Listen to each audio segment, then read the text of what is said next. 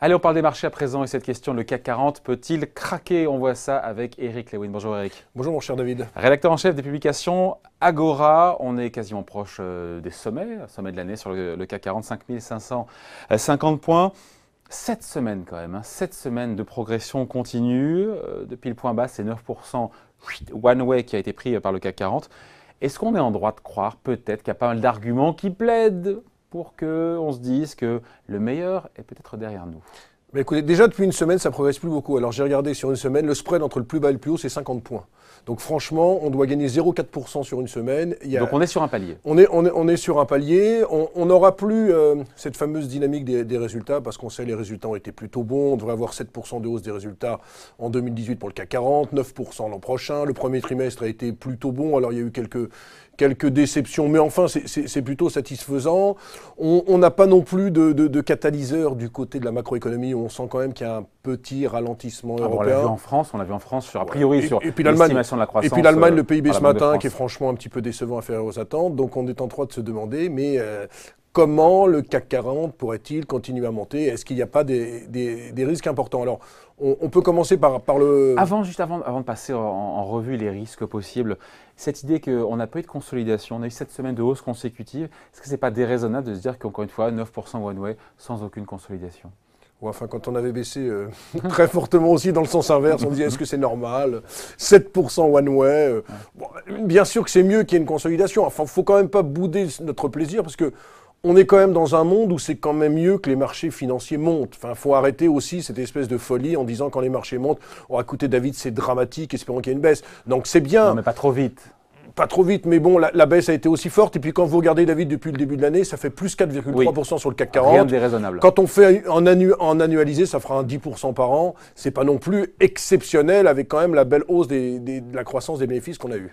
Alors ce qui peut tracasser notre Lewin, c'est quoi? Parce que l'Italie, il faut en parler, l'Italie, pour l'instant, les investisseurs s'en foutent royalement. Cette perspective d'avoir un gouvernement populiste, eurosceptique qui arrive, ce qui serait une première à la tête de l'Italie, pour l'instant, les marchés s'en fichent complètement.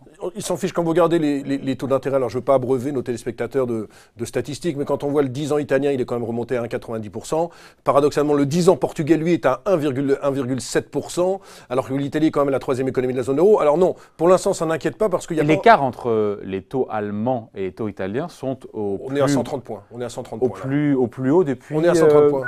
Pas mal d'années. Oui, depuis pas mal d'années. Non, ce qu'il y a, c'est qu'il n'y a pas d'accord de gouvernement pour l'instant, mais quand on voit les programmes des deux, franchement, déjà, ça va faire exploser le déficit budgétaire. L'Italie, c'est quand même un déficit budgétaire à 2,3% du PIB, une dette publique à 130% du PIB. Vous avez vu que dans le programme, la Ligue du Nord, elle dit on veut une flat tax à 15%, mais ça ne plaît pas au mouvement 5 étoiles qui, lui, est beaucoup plus populiste et lui qui voudrait un impôt universel de 780 € par personne. Un revenu, pas un impôt, un revenu. Pardon, un revenu universel de 780 € par personne.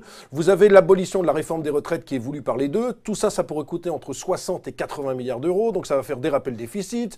La dette publique ne va pas s'en remettre. Donc, on marche quand même sur des œufs avec cette parité. Mais pour les investisseurs, pour l'instant, il ne se passe rien. Enfin, sur la parité euro-dollar, je vous rappelle quand même qu'on était à 1,23 il y a quelques semaines. On est redescendu à 1,1920 et on a même vu en dessous d'1,19. Donc, il y a quand même un petit impact. Alors, c'est vrai que pour les marchés des actions, pour l'instant, on s'en fiche royalement. Vous avez raison.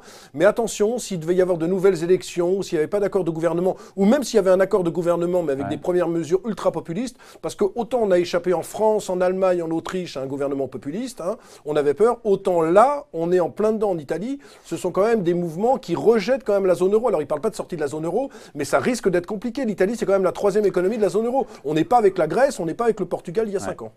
Alors, c'est un sujet qu'encore une fois, l'Italie, que les marchés regardent avec distance. Il y en a un autre, ce pétrole, qui est toujours aux alentours des 77 $ le baril sur le Brent. Ça n'a pas l'air de déranger les investisseurs pour l'instant, mais on se dit que si durablement on restait dans cette zone, 75, 80, si on dépassait un peu plus 80 $, ça change un peu la donne, encore une fois, avec une croissance qui ralentit notamment en zone euro. Oui, il y a une ponction évidente sur le pouvoir d'achat. Il y a des secteurs comme la chimie, comme tout ce qui concerne le transport, les loisirs qui pourraient être affectés. Et puis, bon, c'est vrai que pour l'instant, on est autour des 75, 80 $. C'est pas encore très grave, mais si on se mettait... Personne n'avait prévu ça. Je me rappelle du FMI, encore une fois. C'était l'an dernier. Bon, le FMI, on sait ce que ça vaut, mais malgré tout, qui nous dit qu'il avait prévu 50 $ en moyenne sur 2018. C'est vrai. Alors, pour l'instant, ça va, mais imaginons que le conflit dégénère entre l'Iran et Israël. Il y a toujours un risque. Via la Syrie. Il y a toujours un risque. Alors, ce n'est pas le risque le plus important pour l'instant, mais il y a toujours un risque. On a vu hier des manifestations du côté de Gaza. Et si le pétrole vraiment s'enflammait, parce que le problème, c'est encore une vitesse, c'est comme les taux, c'est comme l'euro, c'est un problème de vitesse. S'il monte de 1% tous les jours, c'est pas dramatique. Mais si on avait une flambée avec plus 6, plus 7%, ça serait dramatique. N'oublions pas aussi que s'il y a l'embargo pétrolier de la part de Trump, l'Iran, c'est quand même le 6e producteur. C'est 3 millions et demi de barils. Ouais. Il y a le Venezuela qui ne se porte pas bien, dont la chute de la production a baissé. Je crois qu'on était à 2,5 millions l'année dernière. On est à 1,3 million. Donc on est quand même sur un mouvement assez complexe. Alors c'est vrai que pour les marchés, on regarde le verre à moitié plein. On achète du Total, on achète du Technip, on achète du ExxonMobil aux États-Unis. Mais attention parce que ça va quand même commencer à peser sur l'économie mondiale. Moi je suis persuadé qu'autour de $85, là je suis prêt à signer avec vous et à parier un restaurant avec vous, mais un vrai restaurant étoilé, que si on dépasse les $85, le marché parisien commencera à baisser. Je vous rassure, je suis dans le même sens que vous. Impact aussi sur les bénéfices qui pourraient ne plus être au rendez-vous. Bah oui. Et ça c'est problématique. Bah oui, parce que c'est le troisième risque. C'est-à-dire que pour l'instant, on se dit, bon, plus 6,5% cette année, plus 8,5% en 2019. Sur le CAC 40. Sur le CAC 40. Finalement, tout se passe bien. Mais si vraiment il y avait une ponction pétrolière, il y a beaucoup de groupes qui pourraient en être affectés. Et donc, si on n'a plus cette croissance, on n'a aucune raison de payer 15 fois les bénéfices du CAC 40 en 2018. Le PER du CAC 40, c'est à peu près 2018. On est à 13 fois en 2019. On n'a aucune raison de payer. Et il peut y avoir non seulement un ralentissement de la croissance, mais également des entreprises qui vont un petit peu moins bien.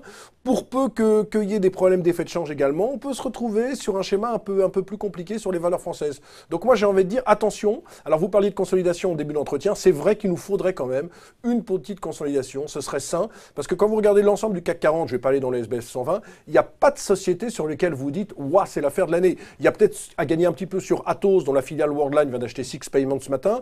Il y a peut-être à gagner un petit peu sur Sanofi ou encore sur Orange, mais très franchement, il y a beaucoup de déceptions. Hors CAC 40, vous avez vu là, si on parlait juste d'aujourd'hui, forte dégringolade d'Iliad, dont le chiffre d'affaires a déçu. Eutelsat dans les satellites également, forte dégringolade. Donc il y a quand même beaucoup de mauvaises nouvelles dans les... C'est pas linéaire, si vous voulez. C'est-à-dire qu'il y a des bonnes nouvelles, mais il y a aussi beaucoup de mauvaises nouvelles. Pour l'instant, c'est les bonnes nouvelles qui l'emportent, mais on pourrait très vite changer de paradigme et ça pourrait être dangereux pour les marchés. D'autant, et on finit là-dessus, qu'il y a un contexte monétaire, encore une fois. On a eu hier François Villeroy de Galhau, gouverneur de la Banque de France, qui est membre du board de la BCE, qui a laissé entendre que la BCE pourrait lever un petit peu le voile sur le calendrier de ses futures hausses de taux. Et ce que le marché a retenu, c'est que les premières hausses de taux pourraient arriver plus vite que prévu. Oui, enfin, Toutes choses égales par ailleurs. Franchement, qui disent que ça sera soit fin septembre, soit fin décembre, la fin de la politique de rachat d'actifs?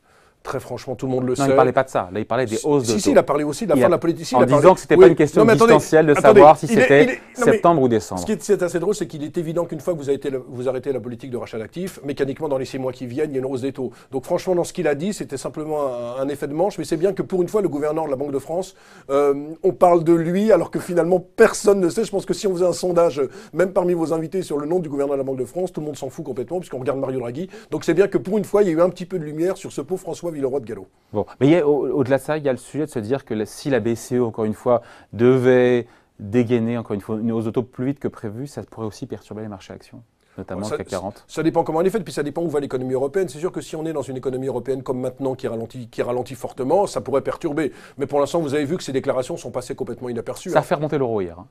Un tout petit peu, attendez. On a été voir un 19,90, et puis là on est rebaissé à un 19,50.